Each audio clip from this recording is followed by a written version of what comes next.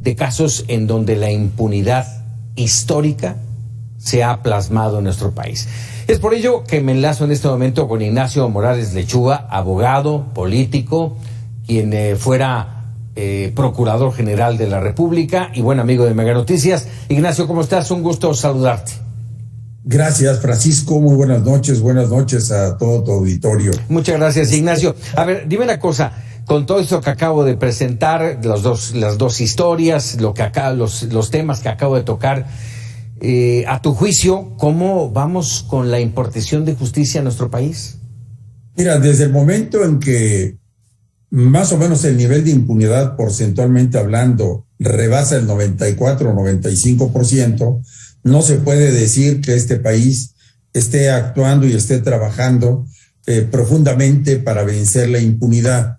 Es decir, los homicidios o asesinatos han aumentado, los casos de feminicidios también, los asesinatos de periodistas, los secuestros, la percepción de inseguridad de la misma población se siente en incremento constante, y esto nos habla de la derrota, el fracaso o la quiebra inclusive del sistema de seguridad y justicia de nuestro país.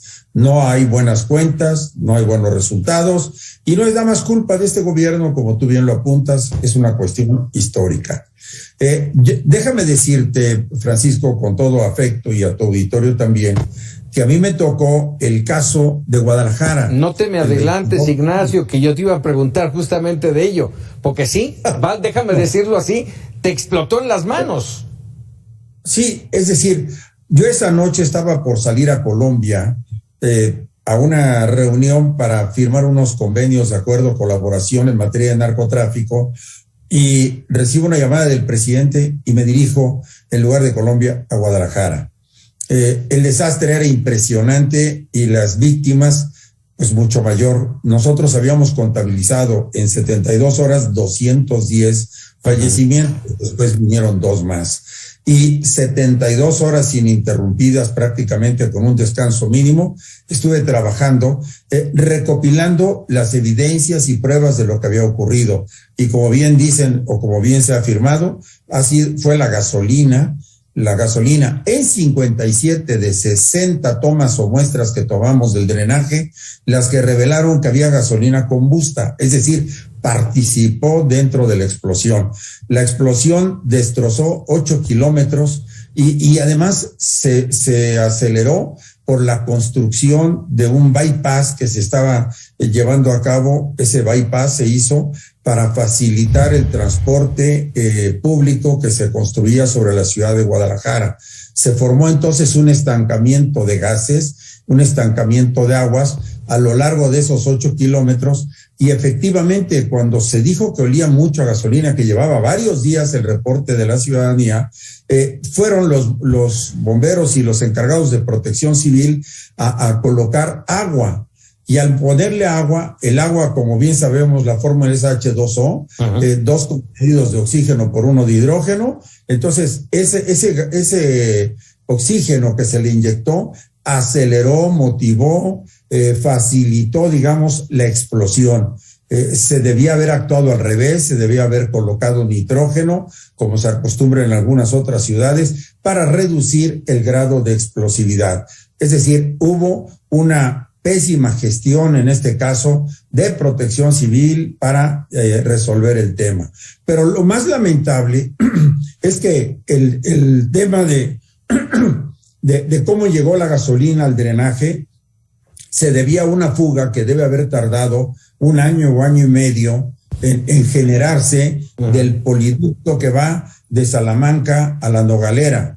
Y ese orificio que se formó a la presión que traen los combustibles fue filtrándose hacia el drenaje.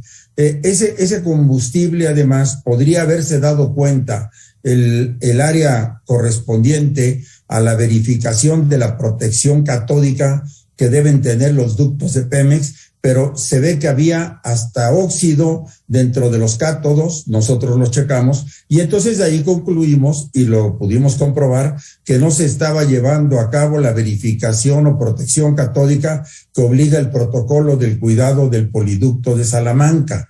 Por esa razón, nosotros consignamos a más de 20 funcionarios de Pemex y otros municipales.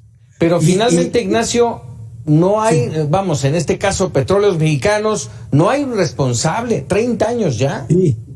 Se aclaró perfectamente que Petróleos Mexicanos o los funcionarios de Petróleos Mexicanos y que la gasolina que era exclusiva de Petróleos Mexicanos y que no había salido de una aceitera ni tampoco de una gasolinera, en consecuencia era del ducto y el ducto propiedad de Petróleos, el responsable era Petróleos. Por eso se constituyó el fideicomiso con recursos de Pemex. Es decir, lo que pasa es que penalmente, sobre todo en aquella época, no se podía establecer una responsabilidad punible en contra de una persona jurídica, de una persona moral como lo era Pemex. Sí. Entonces, en la investigación llegamos a determinar que es el origen y que la responsabilidad administrativa y económica la tenía Petróleos Mexicanos. Y por eso Petróleos Mexicanos constituye ese fideicomiso y las autoridades de Jalisco, digamos, colaboran nombrando al coordinador de ese fideicomiso que tenía por objeto reconstruir la ciudad, reconstruir las viviendas, pagar los daños, pagar las indemnizaciones que la explosión había causado. Brevemente, Ignacio, ya el tiempo nos come.